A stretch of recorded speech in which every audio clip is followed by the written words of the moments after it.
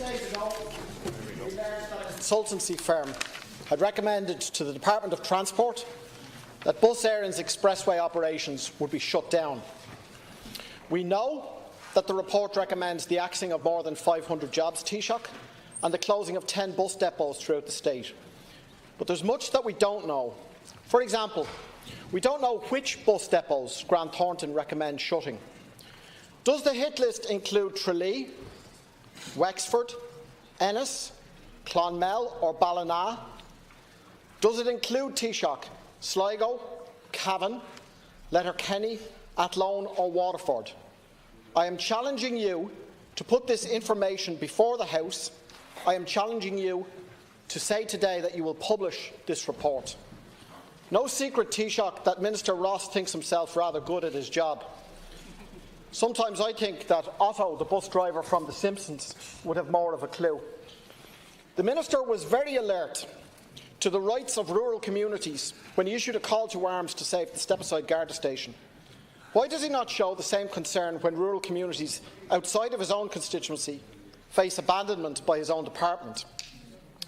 The unions have requested a meeting with the department, the NTA and Bus Eireann to tackle this crisis. Why does the Minister continue to ignore such a reasonable request? Has the Minister made you aware, Taoiseach, that there are credible reports from credible sources of a private operator licensed for significant routes paying drivers cash into the hand, a practice which is totally against the law of the land? If he hasn't, why not? Does he even know?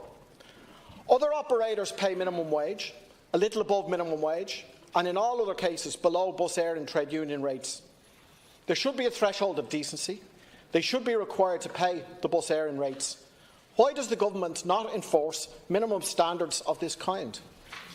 Is it the game plan of your cabinet to leave the highly lucrative intercity routes to be run by private operators while the state operates run-down services on other non-profitable routes? Now, you bailed out the banks to the tune of scores of billions, but you refuse to bail out Bus Eireann to the tune of even a few million. The state invests in health and education, but you refuse to invest seriously in public transport. Your government now has three options. Number one, shut down Expressway immediately. Number two, shut down Expressway slowly, death by 1,000 cuts. Hammer the services or hammer the workers, or do a combination of both. Be aware that you will meet serious resistance should you choose any of these options.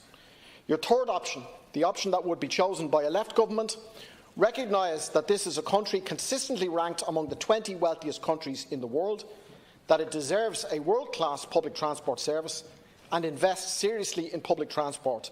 Do you not think that this is an idea whose time has come? Thank you very much. Taoiseach. Thanks. Well, Minister Ross briefed the Cabinet this morning on this matter. He has not seen the report. He has not received the report. Therefore, he couldn't read the report. Understand that the company. Order, please. Please. Yeah. Please. He hasn't received it. I understand the company has now commenced discussions in relation to proposals that are designed to restore this company to profitability. I hope that the trade unions and that the management involved can engage in realistic and constructive discussions about the serious challenges that Bus Eireann now faces. I understand that the commercial arm of Bus Eireann Expressway loses about €6 million a year, and these losses threaten the company as a whole.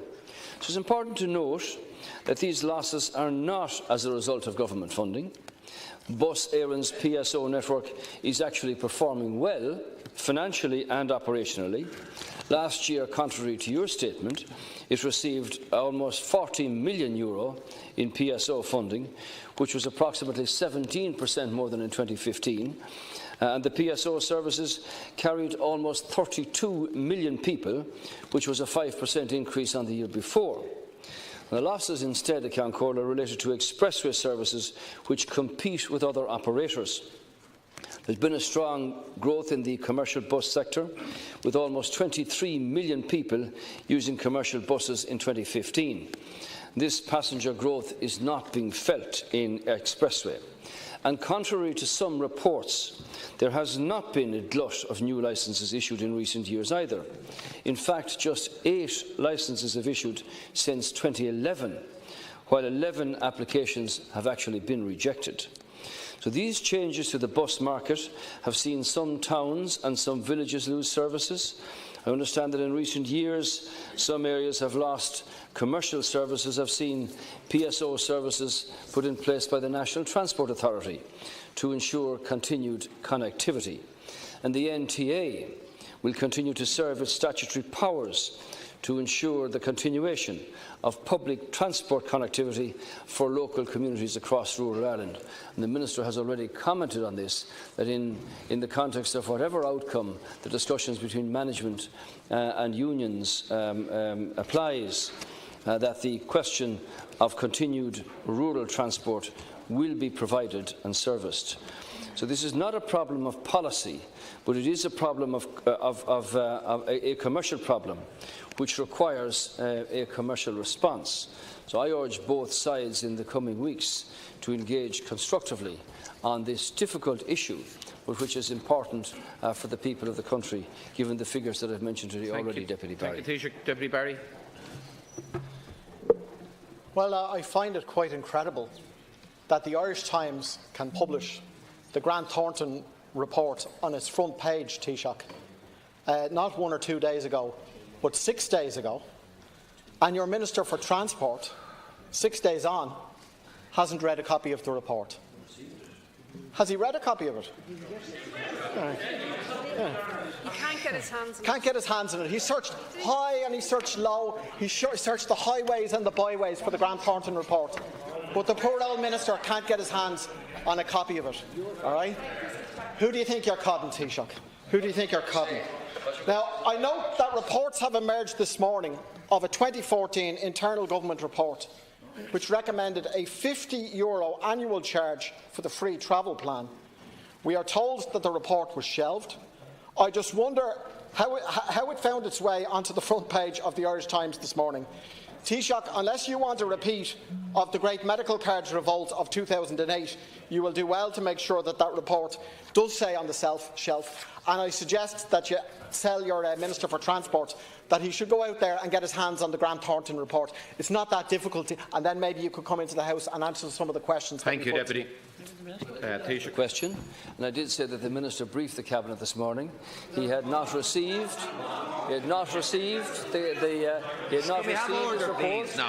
He couldn't have read the report, therefore he wasn't going to go into detail on it.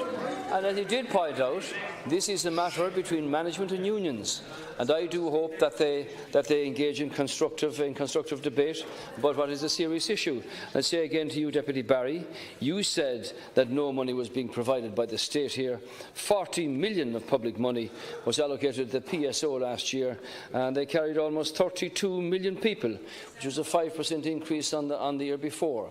So it's not a case of government policy, it's a case of commercial response here.